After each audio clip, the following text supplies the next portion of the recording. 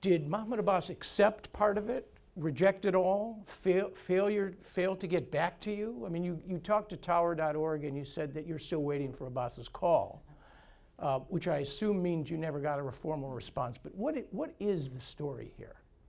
Number one, I met with Abu Mazen maybe 36 times, 4 hours each time.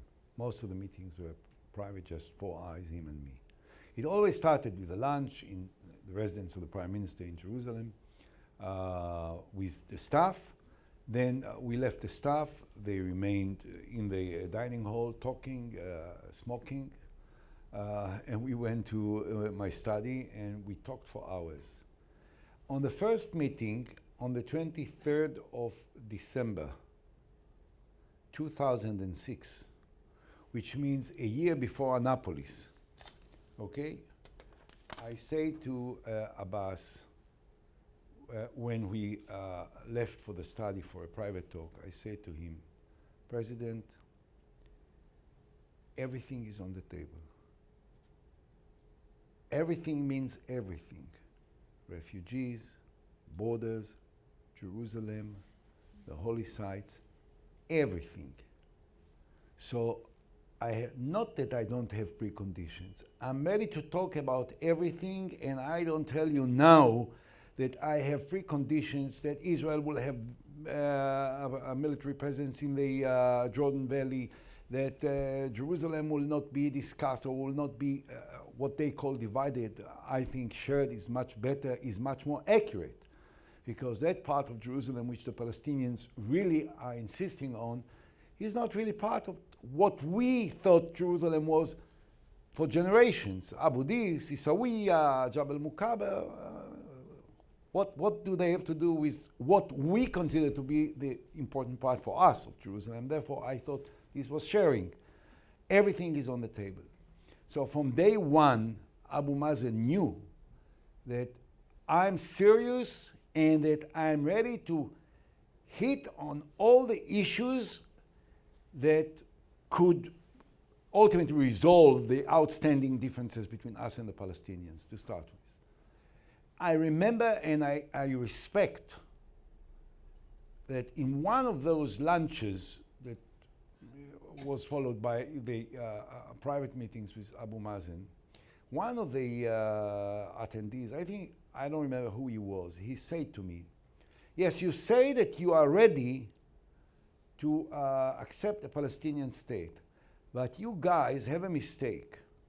When we talk about a Palestinian state, we talk about a normal state like any other state, a sovereign state without any presence of any soldier of the neighboring country inside our sovereign territory.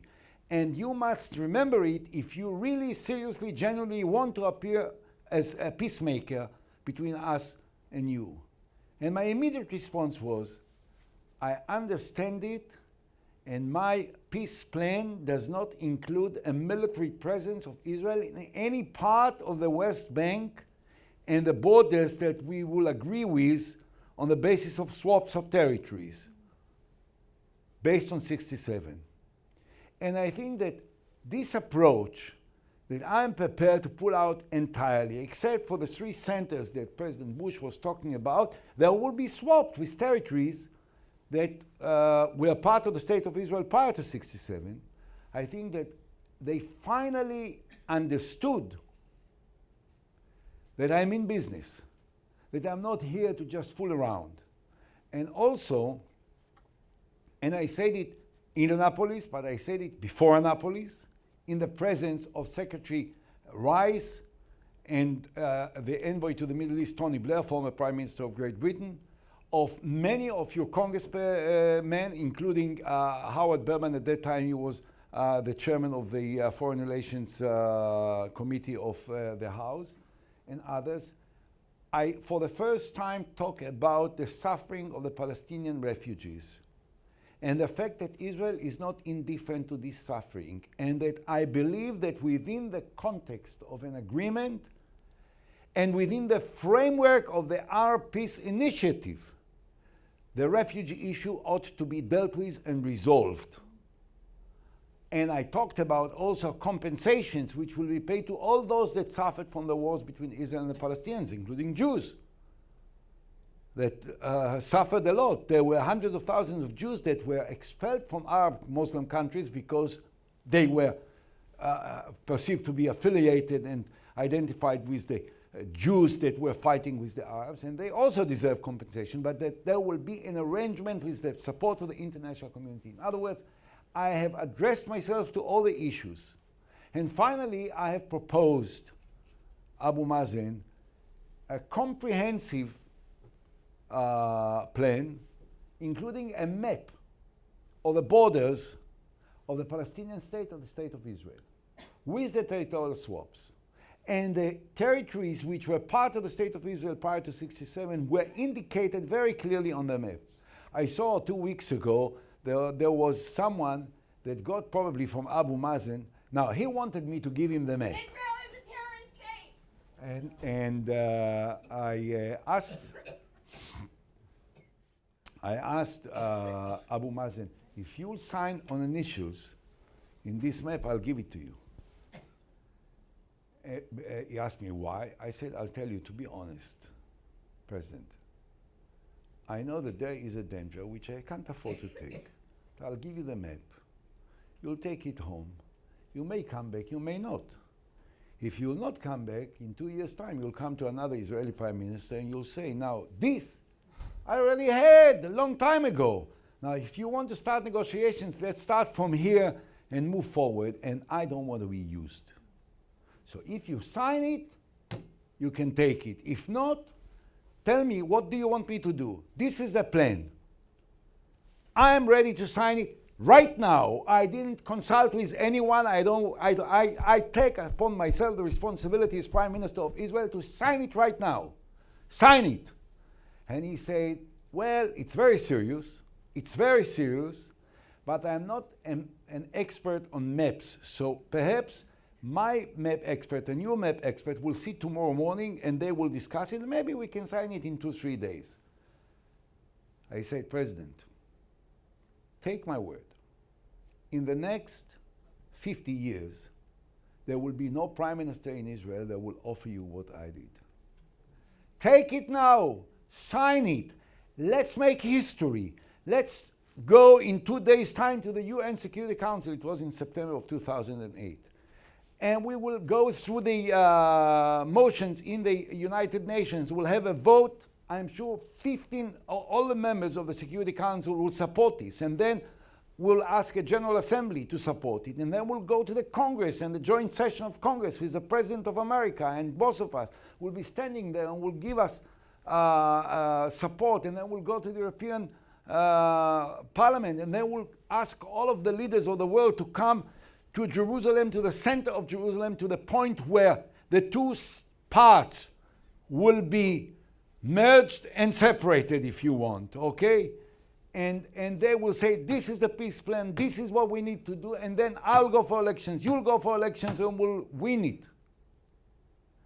And he said, I need 2-3 more days, you know, they will sit tomorrow. We summoned to the room my political advisor, Shalom Tudjman, and Saib Arikat, who is the chief negotiator for the Palestinians. They say, tomorrow we meet and we will go with the experts of maps and so on and so forth. The next day, Saib Arikat called and he said, President, you know, we forgot yesterday that we have to be in Amman today, so let's postpone it for a week. I said, okay, a week is still a relevant time. They never came back to me. Now, it's true, they never said no. They said it was serious. And what is more important is that fundamentally, I think, based on what I heard from Abu Mazen time and again through all kinds of friends that went to see him and came to talk to me and vice versa, that fundamentally he understood that this is the shape of the deal. Now, that maybe there was still a room for a little fine-tuning which had to be made. But there were other reasons that influenced him. But he kept saying all the time, and he kept passing the message to me, don't ever say that I said no because I didn't say no. And that's precisely why I think that this is the time now that this plan will be brought back to center stage, because this is the only time in the history of the conflict and the negotiations between us and them that the Palestinian leader said that he doesn't reject something which was proposed by us as a real, genuine, serious basis for a conclusion of the conflict between us and them. Right. So the next logical question is, the current government of Israel is probably too divided to do what you say. The Palestinians are weak and under great pressure. So the obvious implication of what you're saying is that somebody should, in fact, use your baseline as a point of departure to begin a negotiation with active mediation to achieve an end of conflict, and with Arab state support, presumably, and American energy to drive the process. You might argue that now, in fact, is the time in order to achieve an agreement based largely on the parameters that you have accepted and Mahmoud Abbas has at least acquiesced in believing represent the shape of a solution. Is that fair? You can't speak for the Americans or the Arabs, but that's right. I can't speak for the Americans. I can't speak for the Palestinians. I think that I can't speak for the government of Israel. Perhaps I can speak for them less than I can speak for the others, for obvious reasons. I don't think that the Prime Minister is in a particular love with my opinion. It's not personal. It's not that we have any personal feud, but he has a different policy, and this is well known. And unfortunately, this policy is not supported by me, and I think by the majority of the Israelis. By the majority of the Israelis, the fact is that the Likud and the Lieberman faction together received 31 votes. Which means that they lost 25% of the political power in the last elections. This was a stunning defeat for their policy. And the only reason why Bibi is still prime minister is because there was no one that challenged him on that position for prime minister. No one of the others was, except maybe for Shelley Yachimowicz, but her candidacy, self-proclaimed candidacy, was never accepted by anyone to be very serious or very challenging. So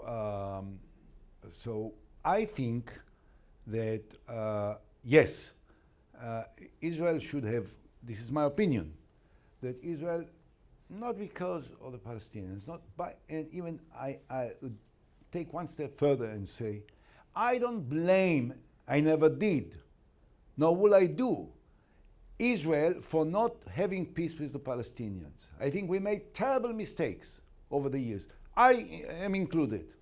In previous times, before I was prime minister, in my different positions. But as you said, at some point in life, when you take all these elements together and try to build up a comprehensive picture from this puzzle, you have to reach, if you want to be true to yourself, if what you say that you want peace is genuine, then sometimes you have to change your opinions, you have to change your positions. You have to admit that you made a mistake. I made mistakes. I never tried to excuse myself. I said I made mistakes. I admitted I was wrong. I misunderstood certain things which eventually I understood, and when I understood them, I drew the necessary, inevitable conclusions, and at the end of the day, I proposed. One can say it was too late, but I became prime minister only in 2006. I wasn't prime minister before, but when I became prime minister, I was ready. And what I proposed is, as Jane said before, was the most far-reaching peace plan that was ever proposed by any prime minister in the history of the conflict between Israel and the Palestinians. So I think that we should adopt this now. But I think that the basic problem, the real basic problem that stays between us and the Palestinians is not an understanding about the nature of what will ultimately be the plan that will be accepted. I think that both sides understand that what I've proposed is it more or less? You know, with a very tiny fine-tuning that needs to be made of a fraction of a percent here or there, you know, of another little piece of territory in the swaps there as against another place. Tiny things, because the fundamental basic things of that Jerusalem is a capital of the Palestinians, and Jerusalem is certainly the capital of the Jewish people and the state of Israel, no question about it, but it's also shared with the Palestinians, that the borders are on the basis of 67, that the refugee issue will be resolved in an adequate manner within the framework of the Arab Peace Initiative. I repeat again, all the accusations that Israel ignored the Arab Peace Initiative are untrue. I said it in Annapolis. Everyone can read the speech. And I said it before in the Savant Forum in Jerusalem with the presence of Condi Rice and others, that Israel is prepared to negotiate the refugee issue within the framework of the Arab Peace Initiative. And I have proposed specific ideas about how to do it. And we talked, and I said it will be part of the agreement about the suffering of the Palestinian people on the basis of, just on a human basis, as a result of the wars between us and them, as we will speak about the suffering of Jews over all these years as a result of these wars. And there's so many terrorist actions that were perpetrated against innocent civilians in the state of Israel, which killed thousands of innocent people, and so on and so forth. So all this was proposed. Now, so therefore I can't say that we are guilty of not having peace. I don't want to blame the Palestinians. I think that the Palestinians should also make clear that they are ready to conclude the dialogue on that basis.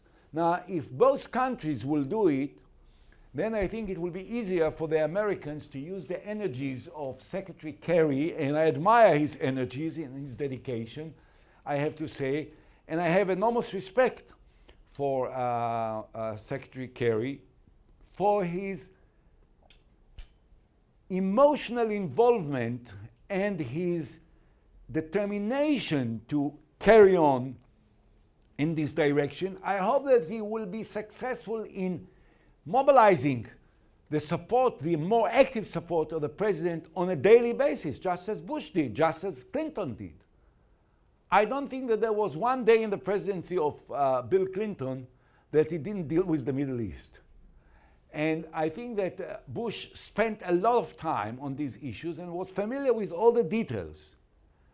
I think that President Obama must understand that the key to changing the Middle East and the key to bring more stability in the Arab countries, which are in a very shaky situation, is an agreement between Israel and the Palestinians. And this is not a minor issue, this is a vital issue, not just for us, but equally for the Palestinians, for the Middle East, for other countries, and therefore for the national interest of the United States of America. And I hope that they will draw the necessary conclusions. Thank you very much. I think it's time.